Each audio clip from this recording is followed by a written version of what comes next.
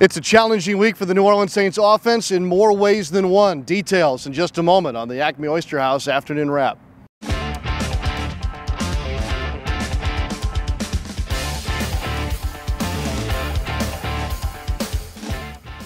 Hi again, everybody. Welcome into the ACME Oyster House Afternoon Wrap. Greetings from the outdoor practice fields at the Oyster Sports Performance Center with John DeShazier.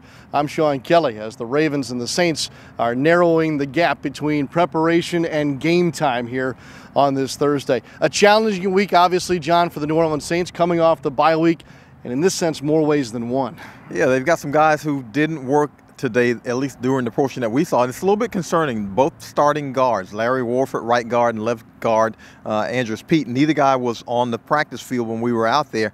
And the concerning thing about that is this: the Saints are coming off a bye week, and you would hope that everybody would be healthy and ready to go. And both of those guys did practice on a limited basis yesterday at least, but to not see them out there today on a Thursday before a Sunday game, if it's injury maintenance, then that's got to be a bit of a concern, and maybe that's one of the reasons why the Saints re-signed Michael Ola to help bolster that position. Yeah, we'll keep an eye on that, and obviously the practice and injury report tomorrow will be all too crucial up front for the Saints, who have to deal with that pressure that the Ravens will bring about. Another injured Saint on the offensive side has been Ted Ginn. John, he did not play in the game before the bye. He's not practicing again here this week. Yeah, and again, that has to be a bit of a concern. He's not been available after a bye week, so you wonder how injured he is, how serious it is. He wasn't able to go. Now, he did have some guys fill in nicely for him in that Redskins game, but again, Ted Ginn Jr. not available during the portion of practice that we saw. Yeah, two of those guys specifically that have stepped up at wide receiver, Cameron Meredith and Traquan Smith.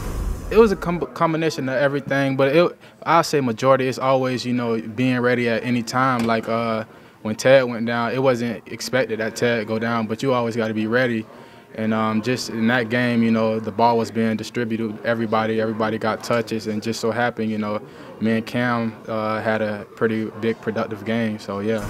That's this game. If somebody goes down, you have to be ready to step up. And he played a big part in this offense. So it's gonna be up to us as a group and as a room to go out there and put some plays together and be reliable, just like if Ted was here. So we're gonna go out there and. Me and Trey have a little bit more on our hands, so having that little responsibility extra is going to help us a little bit, though.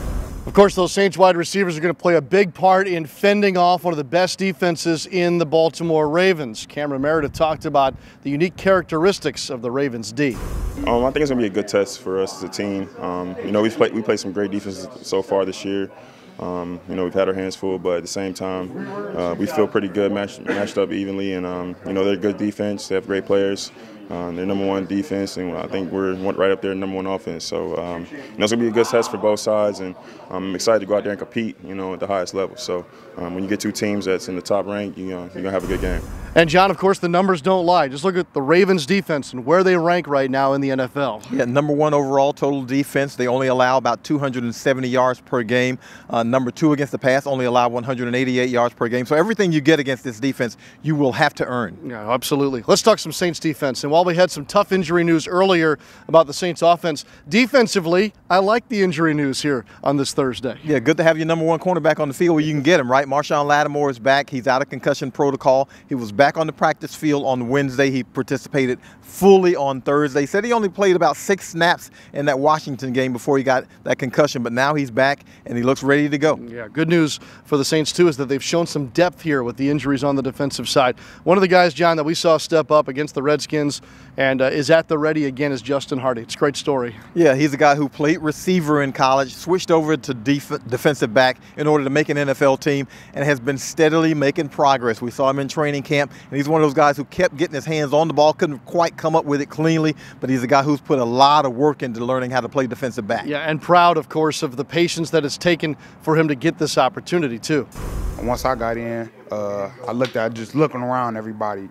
Some people was nervous, but the dogs who I went with on the field, them other 10, they looked straight. They was cool. You know what I'm saying? They had my back. So I appreciate that from them. And I mean, even if they was a little worried, I'd have made sure that I picked it up where I left off, where they left off. But I just looked around, and that made me feel good. You know what I'm saying? Because those guys were they felt good about me being out. They wasn't worried or nothing. So.